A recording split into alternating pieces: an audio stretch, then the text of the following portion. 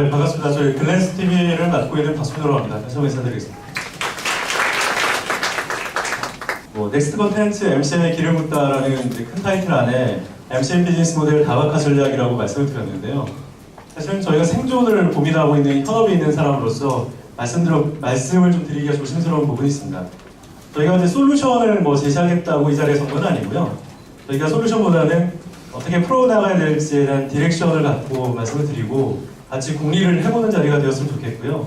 저희가 정답이 아니니 저희한테 뭔가를 얻어내기보다는 인사이트를 같이 공유하고 나눌 수 있는 장이 되었으면 좋겠습니다. 네, 간단하게 소개해드리면 저는 글랜스 TV 대표를 맡고 있고요. 현재 MCN협회 이사를 맡고 있습니다. 그리고 현재 이제 한국 패션협회에서 뉴미디어 자문위를 맡고 있는 것처럼 미디어 쪽하고 유통 쪽에 조금 연결돼서 일을 하고 있습니다. 그전에는 이제 케이블 방송사 콘텐츠를 배급하는 회사를 차려가지고요.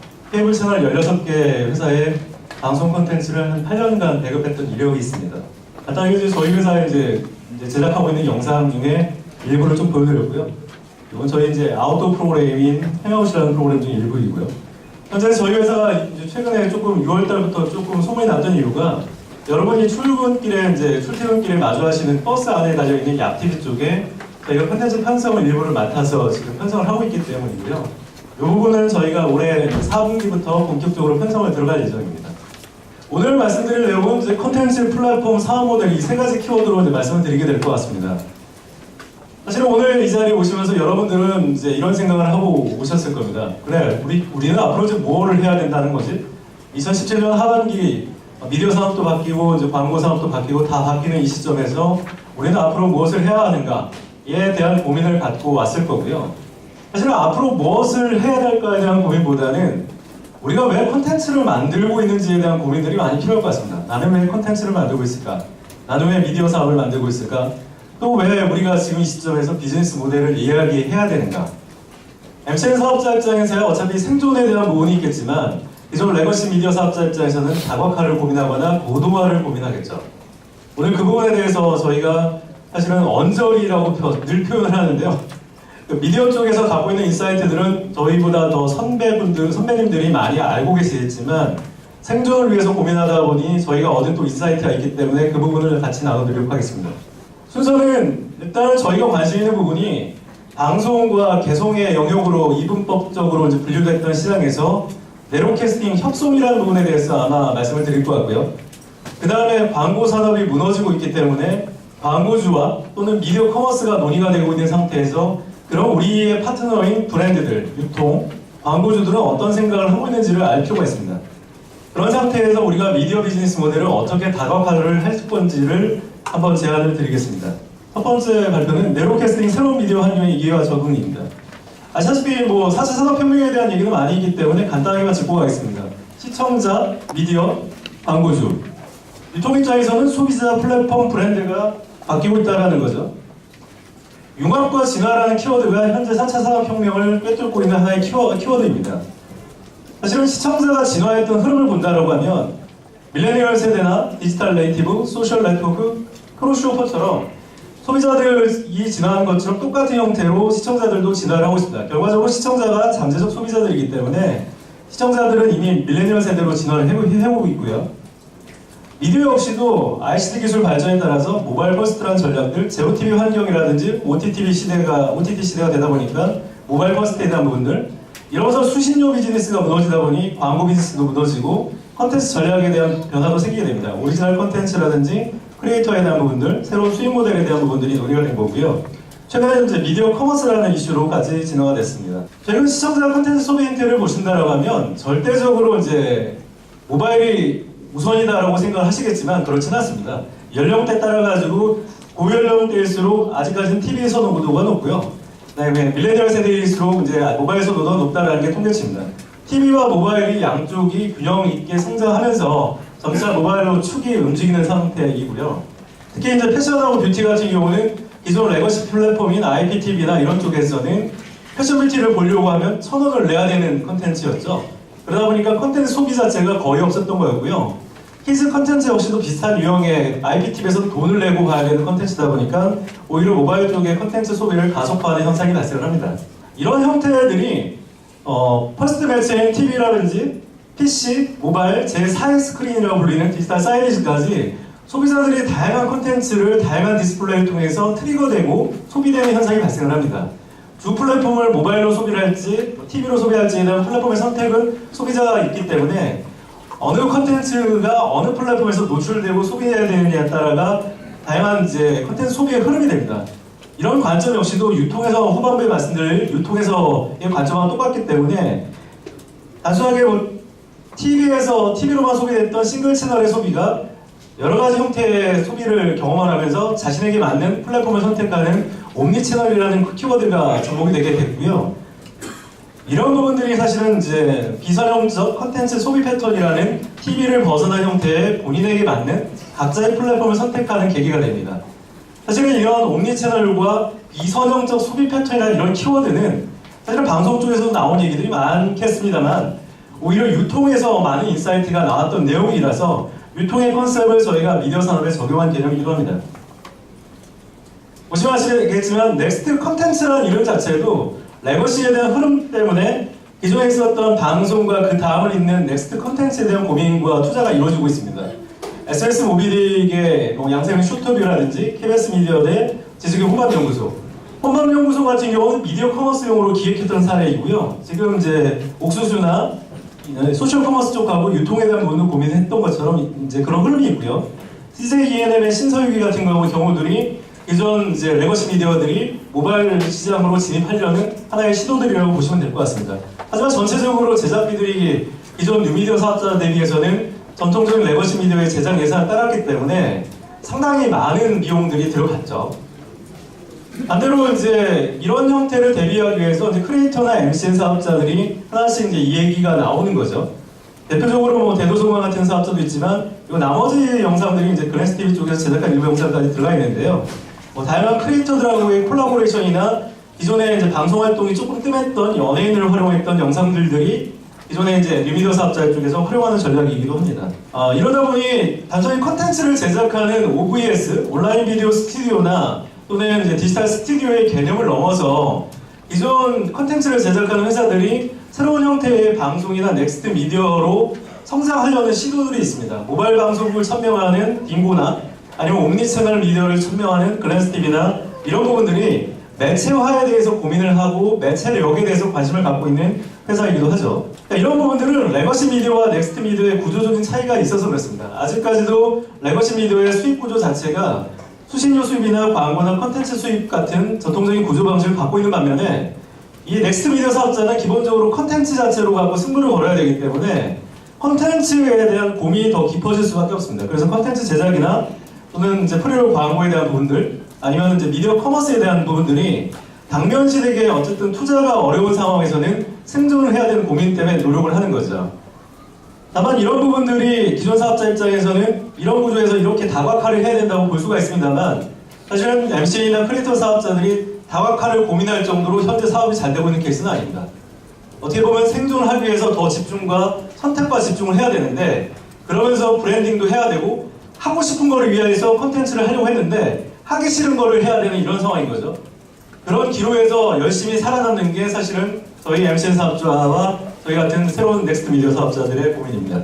최근에는 이런 사업자들이 먹고 살기 힘들다 보니까 미디어 커머스를 하면 좀 낫지 않겠느냐라는 제안들이 많이 옵니다.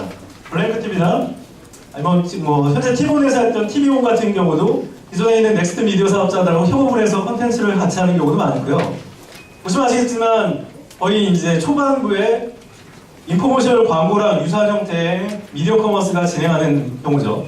이거를 커머스 사업자 입장에서는 미디어 커머스라고 얘기를 합니다만 이미 방송이나 매체를 경험한 사람들 입장에서는 야 저거 인포모셔널 아니냐. 보시면 아시겠지만 셀필드 남성 3종 바지입니다. 국민바지라고 일컬었던 셀필드 남성 바지처럼 제2의 딩고나 블랭크TV도 똑같은 형태의 국민바지, 국민 화장품을 출시하려고 노력하고 있지 않느냐. 컨텐츠는 사라지고 커머스만 나오는 이상한 기현상이 발생을 하고 있습니다. 하지만 그럼에도 불구하고 기존 미디어 사업자들이 열심히 고민하는 것 중에 하나는 연예인과의 초상권과 플랫폼과의 전략적인 제휴를 통해서 간접 광고를 미디어 커머스로 풀어나가려는 시도들이 많이 늘어나고 있습니다.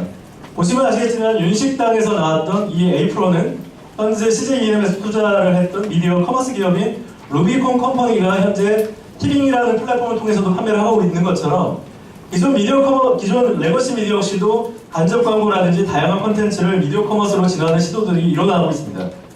어차피 제작비를 협찬을 받는 관점에서 같이 팔아서 수익을 쉐어하는 관점이 내다온 보니 브랜드에 대한 이해와 유통에 대한 고민들이 더 이루어지게 된 거죠. 옴니채널에 대한 개념 자체에 대한 부분들이 이 미디어 사업자들이 고민하는 이슈이기도 합니다. 어느 플랫폼에 어떻게 콘텐츠를 유통을 했을 때 수익이 나는지를 더 고민하게 되는 거죠. 그러다 보니까 커머스 사업자는 콘텐츠와 커머스만 생각합니다. 그냥 영상 만들면 팔린다고 생각하시죠. 제가 오전에도 미디어 커머스 세미나 했는데 대부분이 그렇게 영상을 합니다. 인포머셜 광고처럼 또 홈쇼핑 영상처럼 만들면 다 팔리는 거 아니야? 라고 하는데 이 사람들의 입장에서는 오디언스라는 개념이 없습니다. 타겟 소비자나 타겟 시청자라는 개념이 없죠. 하지만 저희 미디어 사업자 입장에서는 이 커뮤니티를, 시청자를 형성한다는 관점이 있는 거죠. 그래서 컨텐츠와 커머스라고 넘어가기 전에 이 커뮤니티를 네로우 캐스팅 관점에서 형성시키는 게 전략적으로 되게 중요한 관점입니다. 윤식당의 A 프로를 팔 게 아니라 윤식당이라는 프로그램을 좋아하는 시청자를 먼저 형성시키는 게 더 중요하다는 관점이죠. 이게 저희가 이제 미디어 커머스 사업자랑 다른 지점이라고 생각합니다. 그래서 첫 번째 정리는 네로우 캐스팅을 말씀드렸고요. 두 번째, 그럼 왜 우리 미디어가 도대체 그 리테일, 유통에서 인사이트를 얻어야 되느냐? 소비 환경이 바뀌고 있기 때문에 그렇습니다. 옴니 채널에 대한 개념이 유통에서 나와 있는 개념이지만 이미 금융산업에서는 적용이 돼 있고 이미 방송산업도 이제 적용이 돼야 된다고 저는 생각을 합니다. 아시다시피 TV 광고가 모바일 광고에 맞지 않는다라는 이제 연구조사는 많이 나와 있고 특히 모바일 플랫폼인 페이스북이나 유튜브는 늘 이런 얘기를 합니다. 안 맞는다. 별도 광고를 하란 말이죠. 그럼에도 불구하고 우리가 선택하고 있는 브랜드들은 이런 고민을 합니다. 샤넬의 고민이죠. 지난해 3월에 아날로그 매거진이죠. 전통적인 매거진의 광고를 빼겠다고 말씀을 선언을 했습니다. 사실 선언했던 이유는 하나입니다. 디지털 광고처럼 효율이라는 어떤 인게이지먼트를 측정하기 어렵다는 이유 하나였거든요. 이해하죠. 매거진을 요즘에 누가 보느냐. 그러면 ABC 부수 인증도 안 되는데 누가 보느냐의 관점이었는데 근데 9월에 똑같은 다른 재밌는 얘기가 나왔습니다. 네이버는 검색 포털에서도 빠지겠다라는 얘기가 나옵니다. 아니 그건 잘 이해가 안 되죠. 디지털에 대한 부분들이 네이버만큼 잘 나올 건이라고 생각하는데 왜 빠지나? 라고 하는데 중요한 거는 샤넬이 갖고 있는 브랜드 가치가 네이버 패션 뷰티에 나와 있는 브랜드 소비자들, 그 판에 있는 구독자와 안 맞다고 브랜드가 판단했기 때문입니다. 샤넬이 어쨌든 글로벌 명품인데 국내에 있는 로컬 브랜드나 여드름 압수라는 장면처럼 그런 컨텐츠들하고 같이 묶어가는 게 브랜드의 에퍼티 자체가 희석화된다고 많이 봤던 거죠. 그러다 보니까 오히려 전통적인 레거시 쪽으로 다시 돌아갔습니다. 그래서 보그에서 온라인으로 런칭했던 페이스북을 통한 웹툰으로 연재를 해서 브랜드 컨텐츠 마케팅을 시작을 한 거죠. 이런 고민들은 결과적으로 저희가 고민하는 지점 중에 하나입니다.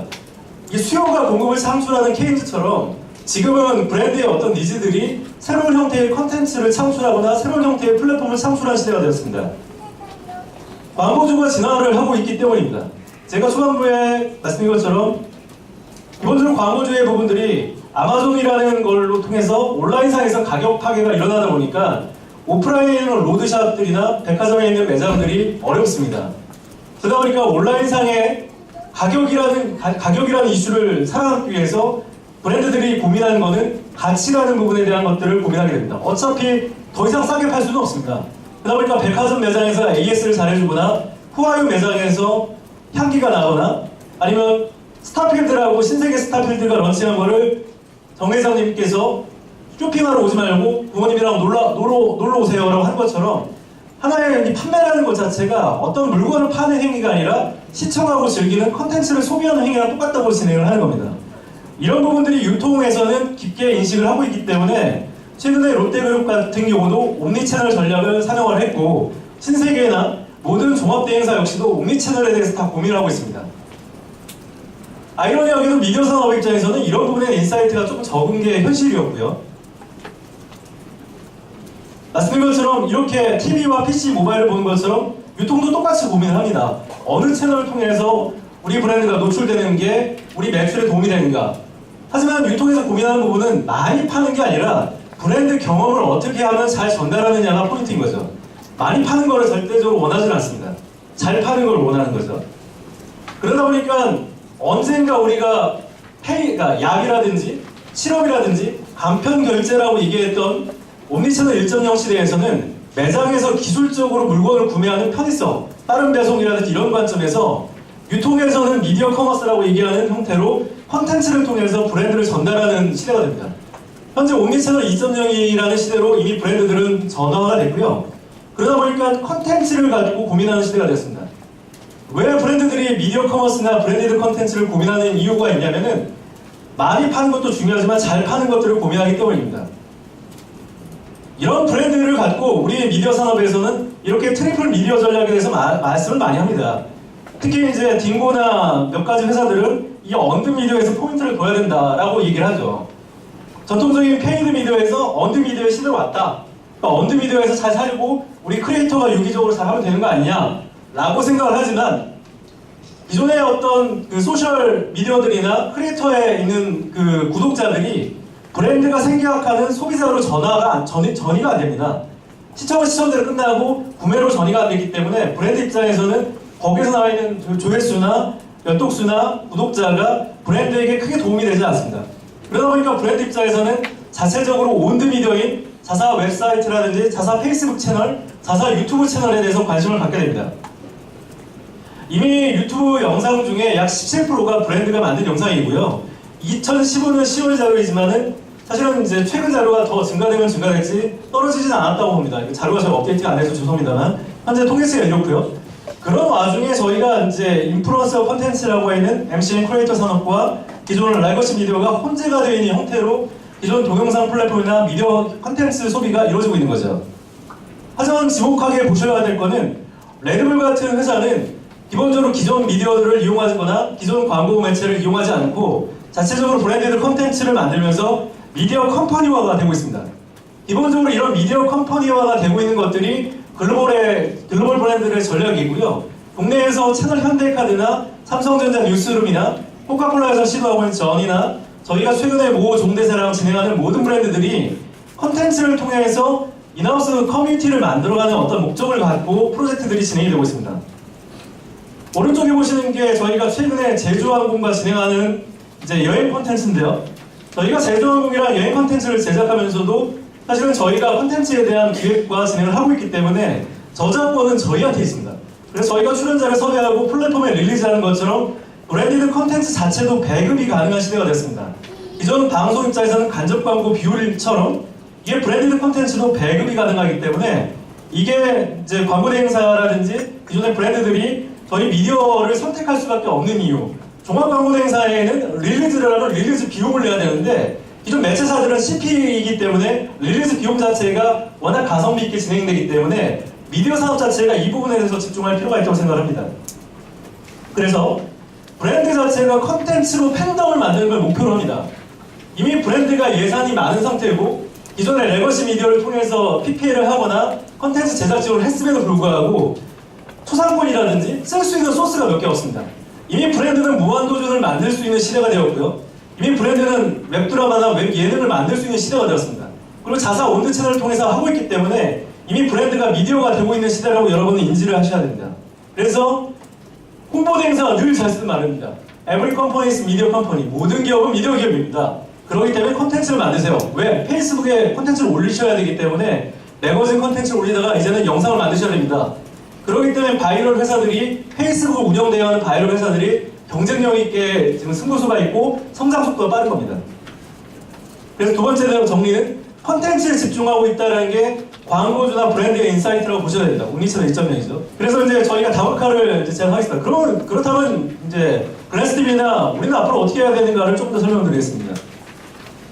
콘텐츠 산업에 대한 밸류체인이 변하고 있다는 걸 이해를 하셔야 됩니다. 전통적으로 콘텐츠 산업이 버전 1일 때는 CPND라고 하는 콘텐츠 플랫폼 네트워크 디바이스로 해가지고 그냥 선형적인 매체에서는 콘텐츠를 만들면 TV에 나가고 광고나 배급을 하는 형태로 수익을 벌어주는 상황이었습니다.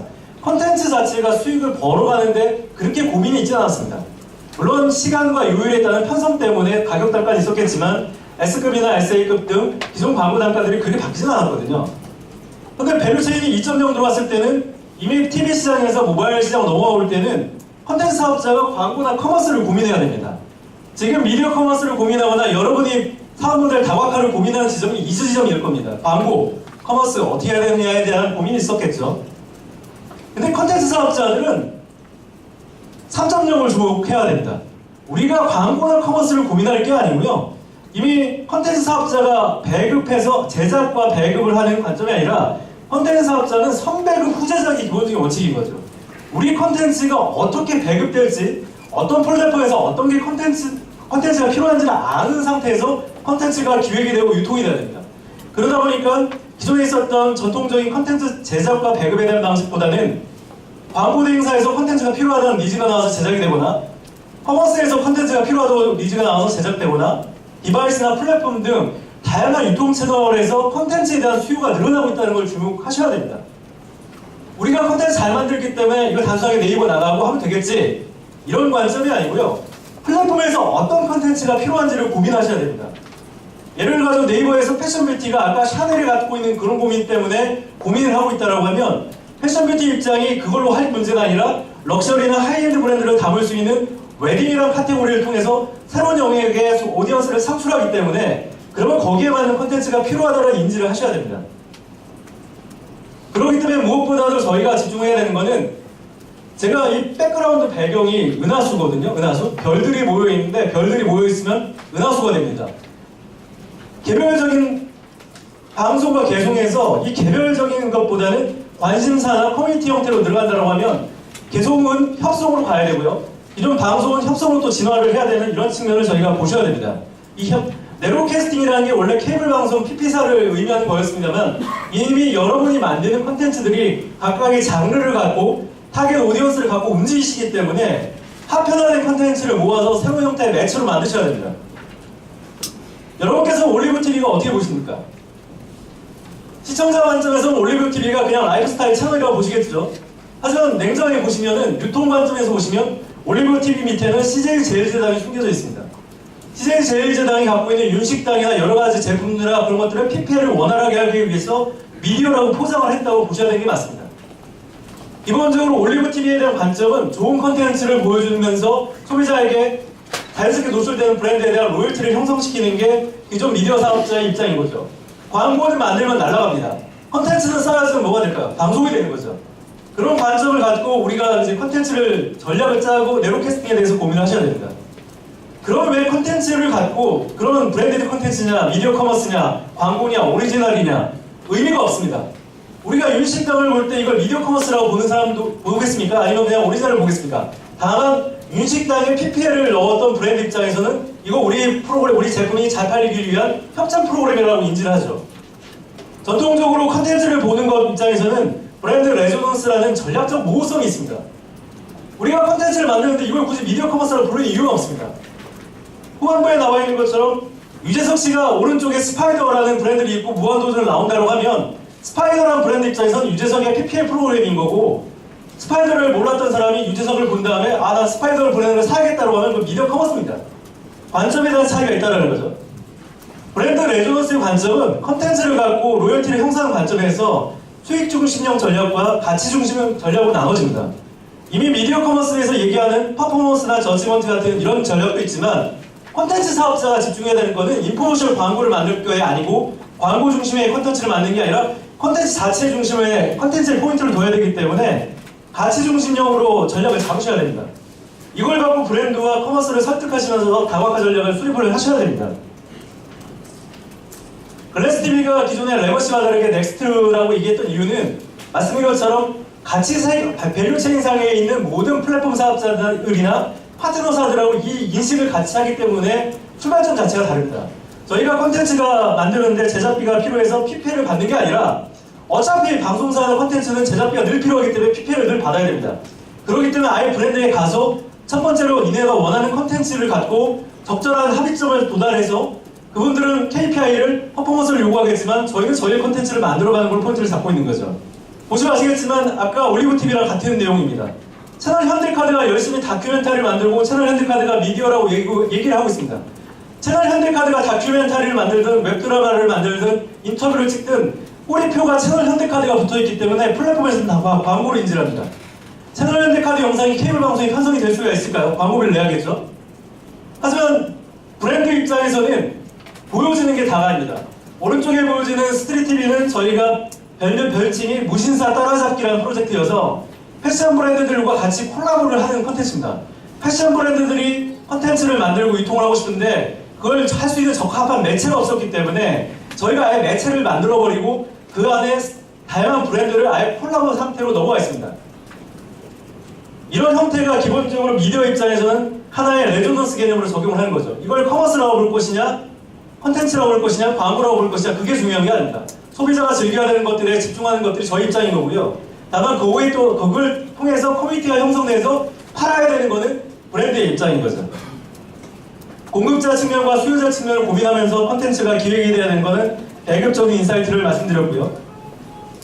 그럼 실천적으로 어떻게 오느냐, 그랜스TV는 저희가 최근에 이제 브랜드라고 하는 대응 전략을 잡아보고 있습니다. 이게 국내 탑 브랜드, 탑 쇼핑몰, A급 쇼핑몰하고 저희가 로직을 짠 거죠.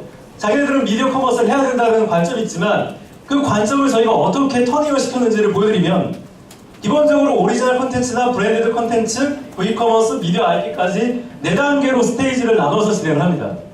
어차피 그 브랜드 입장에서 컨텐츠를 만들거나 협찬을 하기 시작하면 쌓여지기 때문에 방송의 편성 개념이 존재를 하게 됩니다. 내가 페이스북에 언제 올릴 건지, 유튜브에 언제 올릴 건지, 어느 플랫폼에 올릴 건지에 대한 편성 개념이 존재하기 때문에 오리지널 컨텐츠 PPL부터 쉽게 진행을 합니다. 왜냐하면 저희가 경험을 시키는 게 브랜드가 이해관계가 쉽기 때문인 거죠. 그래서 진입을 유사하게 한 다음에 브랜드 자산화, 비디오 커머스, 미디어 IP까지 들어가면서 기본적으로 다양한 컨텐츠 카테고리를 저희가 충족을 시키고요. 그러면서 저희가 집중하는 거는 마케팅 채널에 집중을 합니다. 파는 거에 집중하지 않고요. 너네가 갖고 있는 자사 채널이 있고 우리가 갖고 있는 릴리즈 채널이 있는데 우리가 컨텐츠를 제작을 하면 우리 채널에 들어간 상태에서 너네 채널로 트래픽을 유입하는 것까지 어레인지하면서 웹사이트로 커머스를 유입하는 것까지 저희가 단계적으로 수립을 하는 거죠. 절대 급하게 안 갑니다. 단계적으로 가면서 브랜드랑 컨센서스를 수립하면서 전체적으로 최근에 저희 하는 프로젝트는 3년 정도의 스킵을 갖고 브랜드랑 진행을 합니다. 3년이라는 기간이 의미하는 게 뭔지 아세요? 3년이라는 기간은요, 종합대행사가 6개월마다 비딩하는데 저희는 3년을 기약을 합니다. 종합대행사 시장이 무너진다는 거죠. 그리고 컨텐츠를 갖고 저희가 배급하고 저희가 만들기 때문에 그만큼 저희에 들어가는 브랜디드 컨텐츠로서의 수익성이 더 올라간다는 거죠. 그런 관점에서 저희가 진행했던 제주항공이라는 컨텐츠가 여러분이 출퇴근하시는 아침 버스에서 볼 수가 있게 되는 겁니다. 왜냐면 기존 종합대행사가 할 수 있는 영역을 벗어나서 미디어가 사업자가 할 수 있는 CP로서의 역량들이 있기 때문에 릴리즈가 종대사를 낄 수 있는 역량이기도 하거든요. 이런 부분들이 종합대행사랑 가장 우려하는 부분이고 가장 위크 포인트라고 저희는 생각합니다. 사실은 이 부분 때문에 저희가 재래기획이나 대웅기획과 이노션하고도 일을 같이 하고 있는 이유이기도 하고요. 정리를 들면 콘텐츠 제작사를 넘어서 미디어화를 고민하셔야 됩니다. 저희가 6월 초에 유튜브 크리에이터 행사에 멘토링을 하면서 이미 유튜브에 올라가는 영상 자체도 편성에 대한 개념들이 올라가 있습니다. 미디어화를 고민하셔야 됩니다. 두 번째는 밸류체인상의 모든 파트너랑 협력을 하셔야 됩니다. 전통적으로 만들면 배급되겠지, 네이버에 올리면 되겠지, 이런 개념은 없습니다. 어느 플랫폼과 어느 사업자와 고민할지를 철저하게 고민하시고 협업하셔야 됩니다. 그 다음에 레거시 사업자의 틈새를 공략하셔야 됩니다. 기존 레거시 사업자가 움직이기에는 몸이 무겁습니다. 크리에이터가 갖고 있는 어떤 신속성이나 순발력을 발휘해서 기질을 발휘해서 치고 빠지는 형태의 틈새 전략을 하셔야 됩니다. 그러면서 우리 충성 시청자를 확보해서 플랫폼화나 고도화를 해서 커뮤니티화로 네로 캐스팅을 만드셔야 됩니다. 제가 마지막까지 드리고 싶은 말씀은 리테일처럼 생각하고 유통 고민하셔야 됩니다. 컨텐츠도 하나의 소비재입니다. 여러분들이 컨텐츠를 유통을 한다는 관점이라고 하면은 유통 관점을 생각을 하셔야 됩니다. 리테일처럼 생각하고 실행하라는 게 오늘 미디어 관련된 종사자분들이나 선후배 동료님들 앞에서 제가 드릴 수 있는 인사이트입니다. 미디어 얘기는 제가 잘 안 합니다. 리테일처럼 얘기해서 저희는 리테일처럼 고민했기 때문에 무엇보다도 광고주나 종합대행사나 브랜드 커머스 쪽하고 말이 통하는 회사가 되었습니다. 말씀드린 것처럼 솔루션을 말씀드리지는 않았습니다. 저희 사례를 말씀드렸지만 제가 말씀드린 것은 배를 만드는 방법이 아니라 바다에 대해서 말씀을 드렸고 브랜드와 커뮤니케이션하는 방법에 대해서 얘기를 드렸고 여러분이 앞으로 하반기에 집중하셔야 될 디렉션에 대해서 말씀드렸습니다. 같이 공유하시고 고민하셨으면 좋겠습니다. 감사합니다.